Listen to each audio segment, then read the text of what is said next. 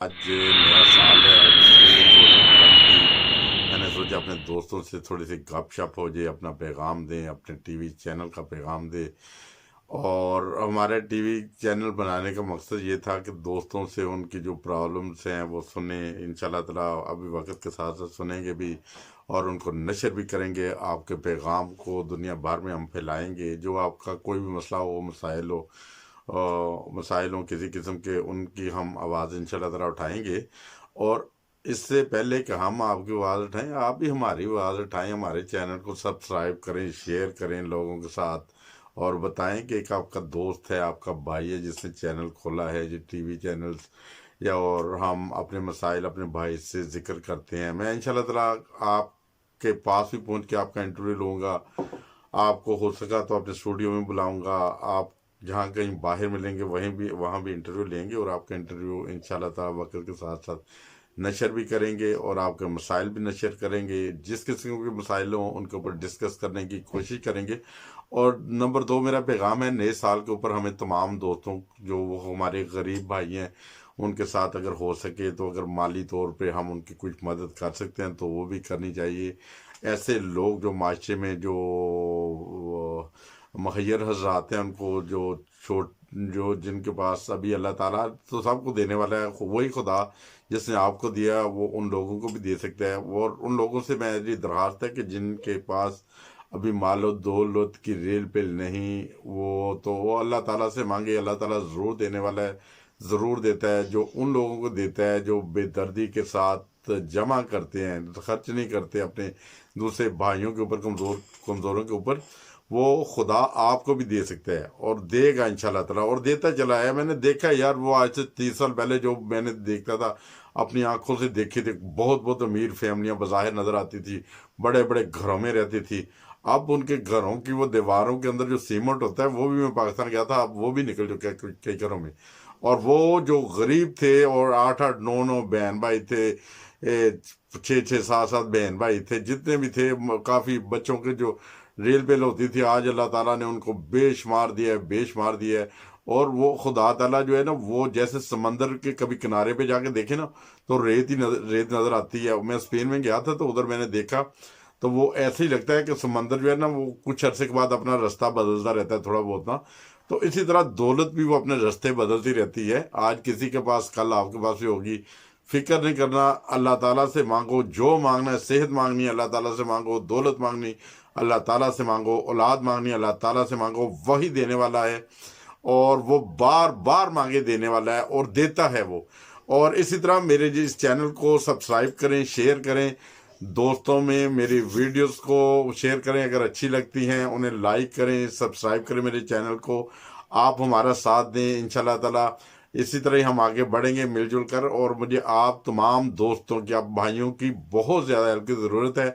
अभी मैं इस फील्ड में नया हूँ, अभी हमारा चैनल नया है, और अल्लाह ताला के फजल से हमारे जो प्रोग्राम वो दुनिया को पसंद आ रहे हैं, इंशाल्लाह ताला मज़ीद भी पसंद आएंगे। हम बेहतरी लाने की कोशिश कर रहे हैं, और हम इंशाल्लाह ताला आपके इंटरव्यूज़ बज़िया कॉल भी लेंगे, और इसी तरह हम आपके घर भी पहुंच के इंटरव्यू ले सकते हैं, और इसी तरह आपको अपने स्टूडियो में बुला सकते हैं।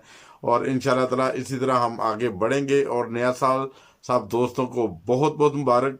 और इसी तरह जब मैं तो खुद अपनी ज़ात का कहता हूँ कि यार मैं पाकिस्तान गया था, और जो गरीब होते थे उनको साथ, अब खाना खाने लगता उनको साथ बिठा लेता था, कोशिश करता था।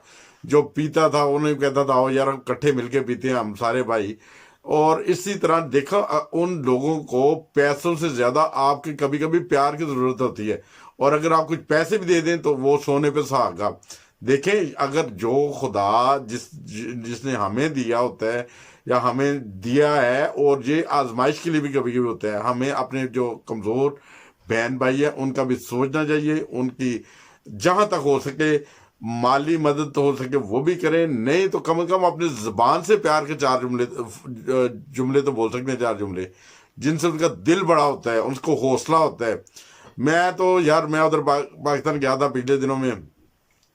मैं तो जो गरीब गुरबा होते थे, जो जैसे रो की रेहड़ी वाला, मैंने अपने वो कुछ वीडियोस वगैरह भी शेयर की थी।